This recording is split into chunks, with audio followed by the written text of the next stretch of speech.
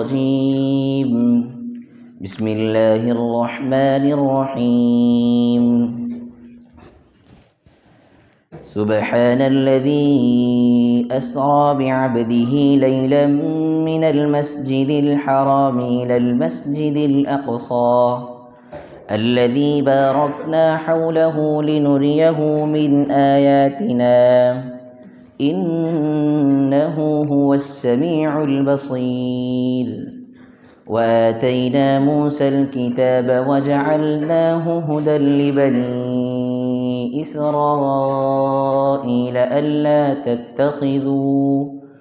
ألا تتخذوا من دوني وكيلا ذرية من حملنا مع نوح إنه كان عبدا شكورا صدق الله.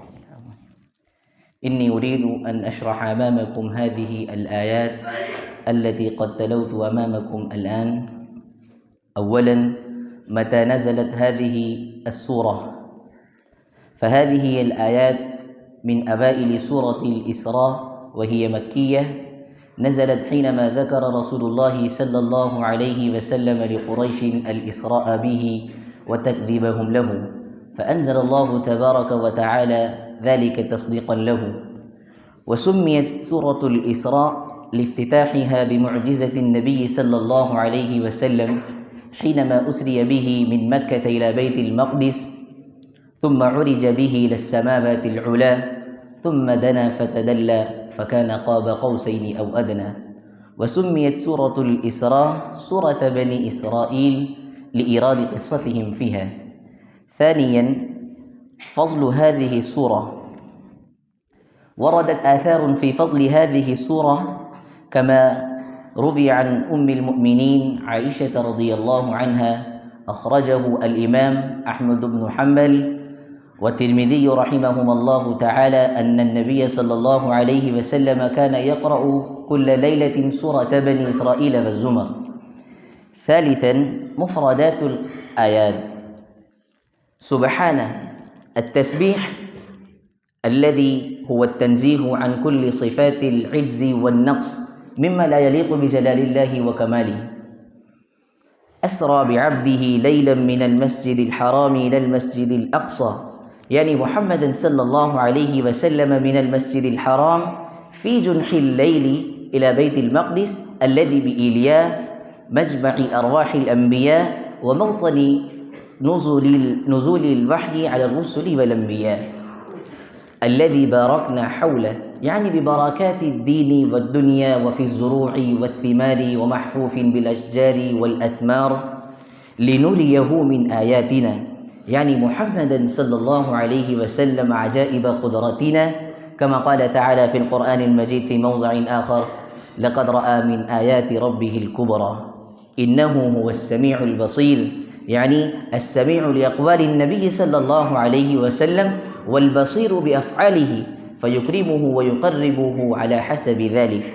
وآتينا موسى الكتاب وجعلناه هدى لبني إسرائيل، يعني التوراة، وجعلناه هاديا لهم ألا تتخذوا من دوني وكيلا، أي لئلا تتخذوا وليا ولا نصيرا ولا كفيلا يفوضون إليه أمرهم.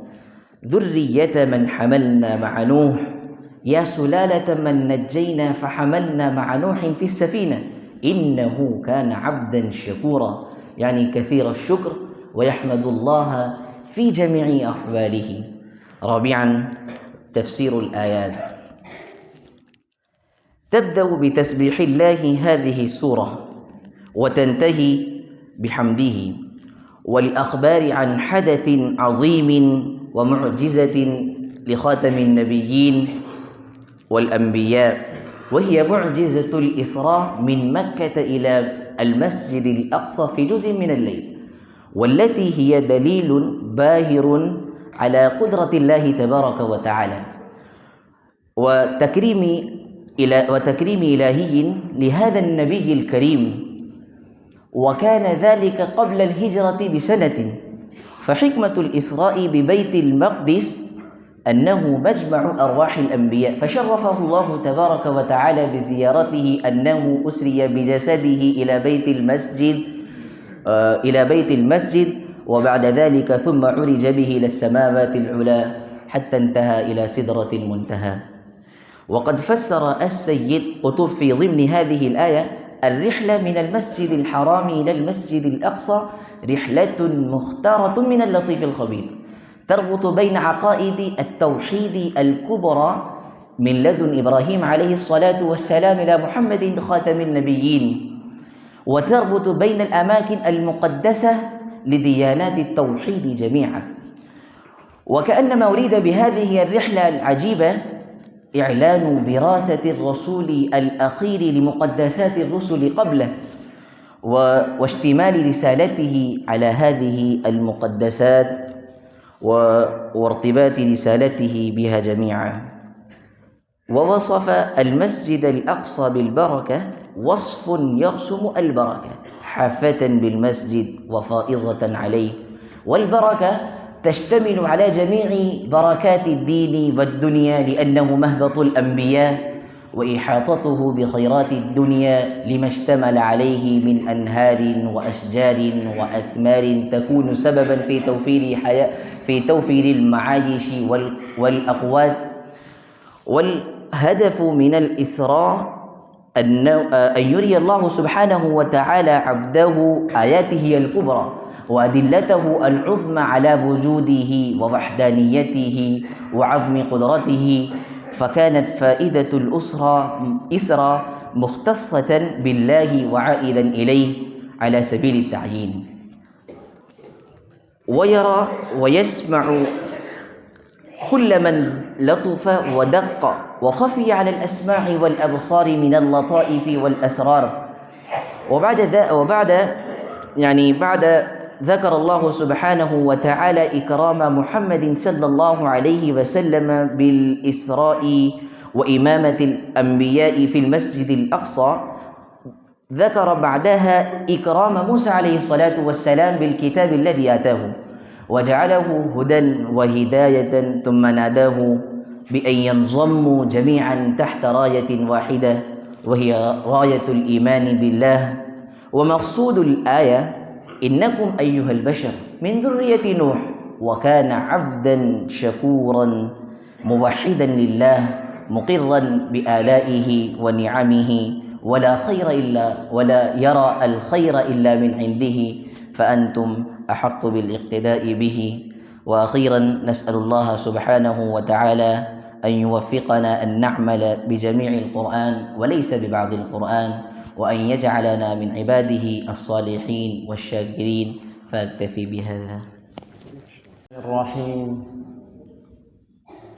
عن أبي موسى الأشعري رضي الله تعالى عنه قال: قال رسول الله صلى الله عليه وسلم: مثل ما بعثني الله به من الهدى والعلم كمثل الغيث الكثير أصاب أرضا فكان منها نقية قبلت الماء فأنبتت الكلأ والعشب الكثير، وكانت منها أجادب أمسكت الماء فنفع الله بها الناس فشربوا وسقوا وزرعوا، وأصابت منها طائفة أخرى إنما هي قيعان لا تمسك ماء ولا تنبت كلأ، فذلك مثل من فقه في دين الله ونفعه مع بعثني الله به فعلم وعلم، ومثل من لم يرفع بذلك رأسا ولم يقبل هدى الله الذي أرسلت به. هذا الحديث أخرجه البخاري رحمه الله في كتاب العلم في باب فضل من علم وعلم، ورقم هذا الحديث 79. وأما شرح الحديث فهو أن رسول الله صلى الله عليه وسلم في هذا الحديث شبه رسول الله صلى الله عليه وسلم في هذا الحديث العلم والهدى الذي جاءنا به في سورة الكتاب والسنة بالغيث. الغيث هو المطر الذي يأتي عندما تشتد حاجة الأرض إليه، فيأتي المطر، وكان هناك جدب وقحط شديد، فيأتي المطر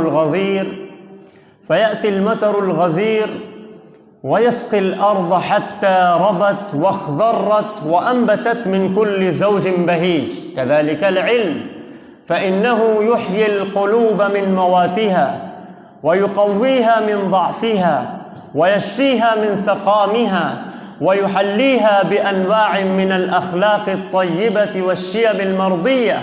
فكما أن المطر النازل من السماء عام شامل، ولكن طوائف الأرض قد تنوعت بالنسبة إلى الاستفادة والانتفاع منه أو الحرمان والشقاء، كذلك القلوب والنفوس تختلف في الانتفاع بهذه العلوم والآداب والمعارف والآداب النبوية. أما فقه الحديث فهذا الحديث دليل على أن بعض العلماء أفقه من بعض، فرب مبلغ أوعى من سامع، وأن الفقهاء من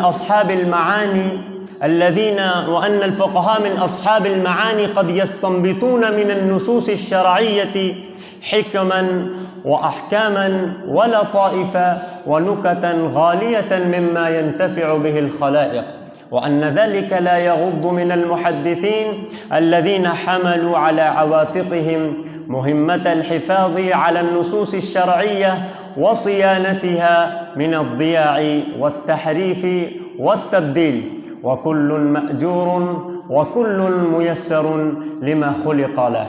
قال الإمام ابن القيم رحمه الله: إن الأرضين ثلاثة بالنسبة إلى قبول الغيث: إحداها أرض زكية قابلة للشرب والنبات، والثانية أرض صلبة قابلة لثبوت الماء فيها وحفظه، والأرض الثالثة أرض قاع، وهو المستوى الذي لا يقبل العلم ولا الفقه ولا الدراية فيه،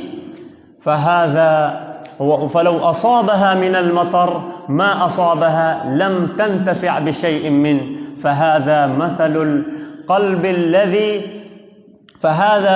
القلب الذي لا يقبل العلم ولا الفقه والدراية فيه، وإنما هو بمنزلة الأرض البوار التي لا تنبت ولا تحفظ.